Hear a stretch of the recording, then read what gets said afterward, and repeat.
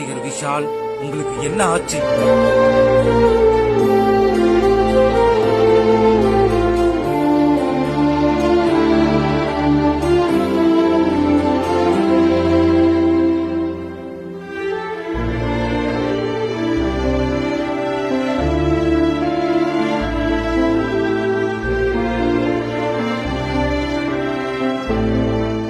அண்ணா, உங்களை நாங்க இப்படிதான் பார்க்கணுமா?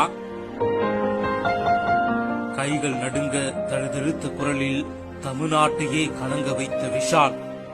ஜனவரியில் இந்த வருஷம் பெஸ்ட் ஆக்டர் அவார்டு கிடைக்குதோ இல்லையோ, எனக்கு பெஸ்ட் சிங்கர் அவார்டு கிடைக்கும்னு நினைக்கிறேன்.